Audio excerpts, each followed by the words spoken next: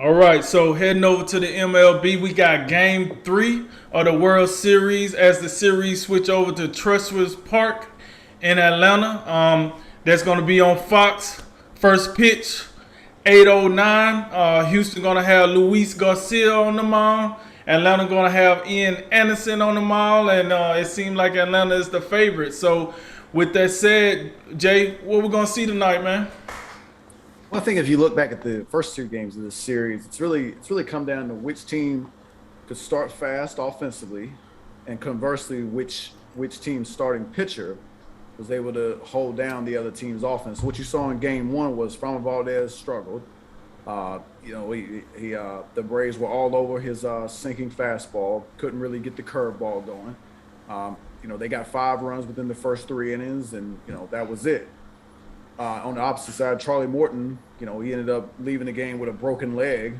Amazingly, I think he pitched to 6 batters or something crazy after Yuli Gurriel, took that ground ball right off his leg.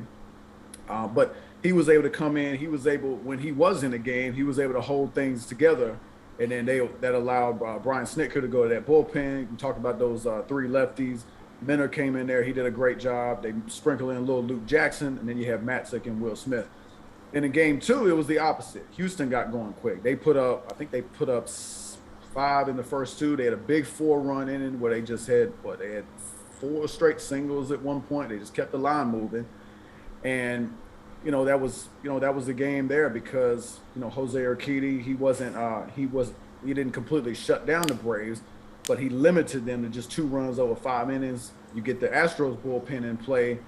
You have Javier. You got Phil Maton, Presley, Graveman. Those guys came in. They slammed the door. So, if you look at Game 3, sometimes it's as simple as just which starting pitcher can get outs and establish what he wants to do. And it's a tough one. You got 2 young guys, Garcia. I'm thinking about this guy. This is a guy who, throughout the year, I didn't think this guy would, be this key to this team at this stage. But he's here now, and he's definitely got the stuff. And you look what he did against Boston in Game 6 of the ALCS. He was able to hold that team down. Had a no-hitter going through 5 innings. So we'll see if he can keep that going. He's had his struggles in this postseason as well. But on the other side, Ian Anderson. It's a new situation for him too, but he's definitely got great stuff. So it's gonna come down to which offense can able to scratch a few runs across and which starting pitcher is on their game. I'm not quite sure which way to go, but I'm obviously sticking with Houston. I'll pick them in 6 to start this. So I think they're gonna take 2 out of these 3 games in Atlanta, and then they'll close this thing out in Houston in Game 6. But that's where we're at. I think we'll see if the home field comes into play. We'll see if the weather's a factor at all. But I am taking Houston, and I think they'll go up 2-1. All right, very well. Listen, so we went from American League, rules to now we're going to National League rules, and listen, what I'm looking at. I brought this up to you before the show. I want to see where your Yodonis Alvarez is going to be at now. Now that we're going to the National League rules, listen, this guy's a slugger, but we know, hey, he don't play much defense for a reason, folks. He seemed like he will be out there. I want to see if that throws off Houston at some point. We know they want to go offensive. That's why they got him in there. Let's see if that move will hurt their defense enough where the Braves can capitalize off of that. That's one of the things I'm looking at. But outside of that, I mean, that's the only thing. So if they figure that out, or if they can make that work, I think Houston will be comfortable here. Because this is more of Houston pace here. Atlanta won the first game. Houston won the second game. You go back to the last round for both teams. Houston was a team that kind of started slow, and then towards the end of each game, they picked it up. Remember this now. Boston came out there and was giving them the smoke in the beginning of the season. And then as the season series. Giving them the smoke in the beginning of the series. As the series went along, Houston figured it out. And then they kind of grinded. Next thing you know, it was over in 6. I felt like, and I even made a comment to you, you know, because I know how you love your Astros. You know, I even made a comment to you like, hey, you know, hey, your boys ain't looking too good out here, baby.